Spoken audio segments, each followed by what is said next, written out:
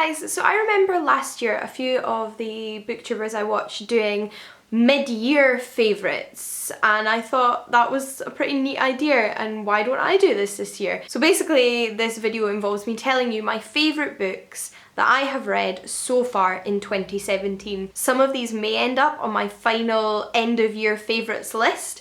They might not, but at the moment, from what I have read, these are the books that stand out to me that I really enjoyed, that I would highly recommend to most of you and would like an opportunity to rave about once again. These don't have to be books that came out in 2017, just books I've read in 2017. They are all also books that I've read for the first time this year, as opposed to some rereads I've done of favourite books. But without further ado, let's get into my favourite books of 2017 so far, shall we? I'm going to go in order of which I read them. So the first book I'm going to mention to you is Citizen by Claudia Rankine. This is a collection of poetry, although it's almost prose poetry. A lot of it reads like fiction or non-fiction in prose would, as opposed to more traditional verse forms. It is also what I guess I would categorise as non-fiction poetry, because a lot of it comments directly on real incidents that have happened in the recent decades. It discusses and makes direct comment on those.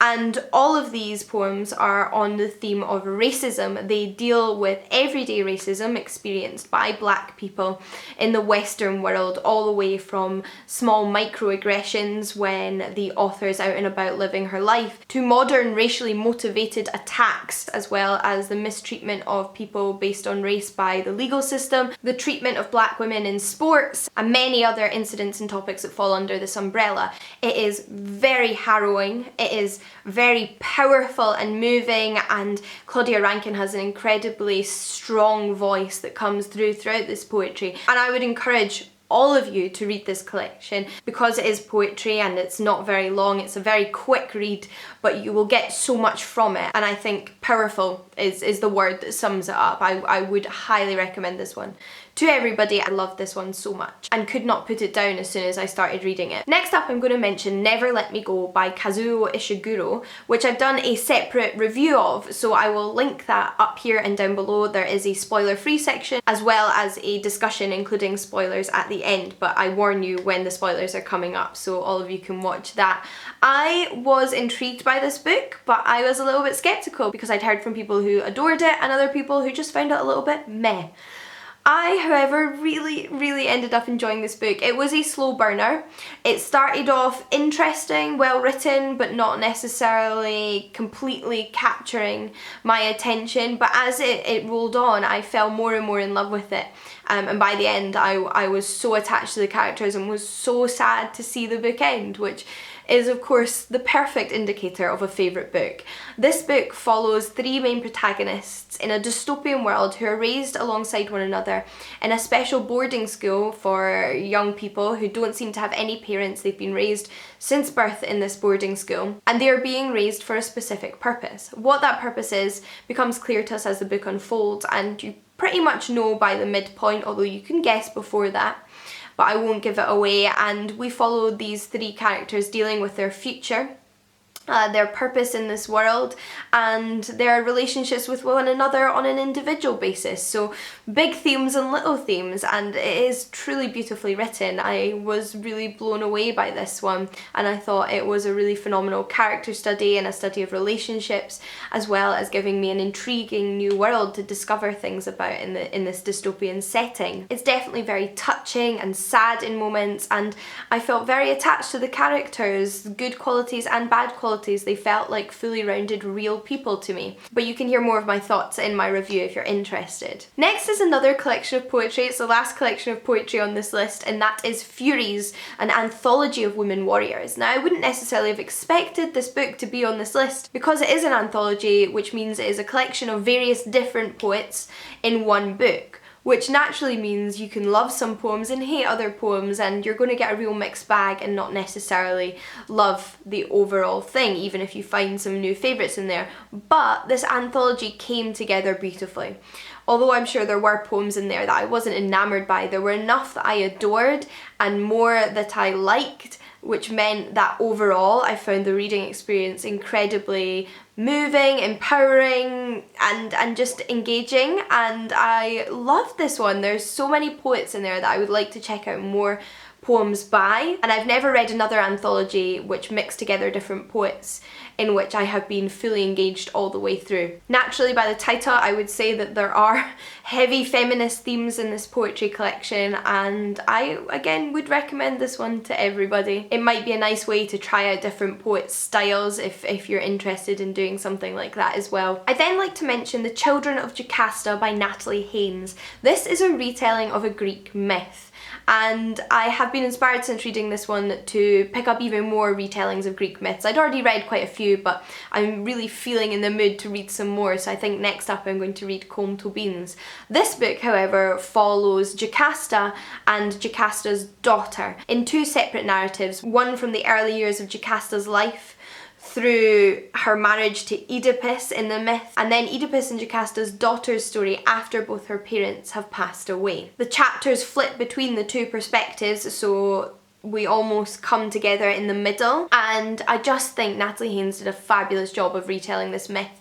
She almost extracted the more unbelievable elements like the mythological creatures or direct influence by the gods, who are there, and our characters do believe in the gods, but they don't appear and have voice in this story.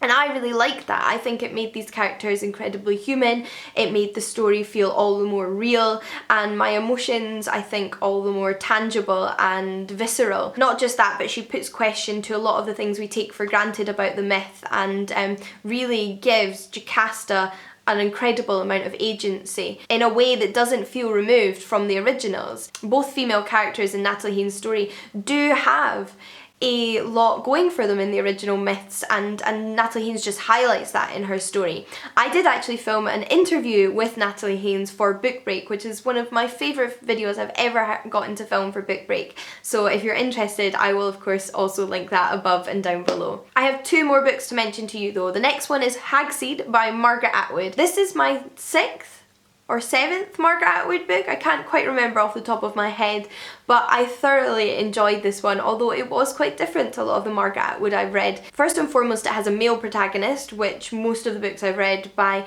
Margaret Atwood haven't had. It also unfolded entirely chronologically from the beginning of the story to the end, and wasn't made up of a stitching together of different time periods that kind of piece together a whole in the way that something like Alias Grace or The Handmaid's Tale is. So in that way it was a very unique reading experience for me when it comes to Margaret Atwood, but it still blew me away. Margaret Atwood is a phenomenal writer. This one is part of the Hogarth Shakespeare series, where different authors are retelling or writing stories inspired by Shakespeare plays. This book is inspired by Shakespeare's Tempest, although it is set in modern day Canada and follows a man who has recently lost his daughter and his wife. And in a bid to separate himself from his old life, he goes to live in rural Canada and ends up taking on a job as an English teacher in a male prison. He, however, comes from a theatre background, so decides to turn his English classes almost into drama classes. This one obviously draws a lot on the themes of The Tempest, like the theme of revenge and many others. I had read The Tempest before reading this book, but many years ago, so it was a little bit foggy in my brain, and I didn't feel as though I needed to have read The Tempest to read Hagseed. In fact, I think if you read Hagseed and enjoy it, you may very well be inclined to then go on and read The Tempest afterwards. Lastly, however, so we're not here for a day and a half, I have a book that I'm sure you're not surprised to see on this list because I've been raving about it since I read it, and that is Stay With Me by Ayobami Adebayo. And not only have I talked about this in multiple videos, but I've also written a review of it on my blog, so I'll link that for you if you're interested. This book is set in the 1980s in Nigeria, however, and follows Yejide, a woman whose husband has recently taken a second wife, despite her objections. This is because of pressure put on him by his family, as Yejide has yet to be able to conceive a child for the couple, and his family want him to have children. So they say, you know, get a second wife so that she can have children for you. There's so much going for this book, beautifully fully rounded characters who I really felt for and really empathised with, particularly Yejide. It explores pressures put on women both in Yejide's specific culture but also universally, such as the interweaving of motherhood with a woman's identity and the idea that a woman isn't truly a woman without being a mother and being able to give birth. It also explores the impact that dishonesty within relationships can have, combined with these other societal and cultural pressures. And best of all, it constantly has you guessing. It is full of twists and turns, and I never saw what was coming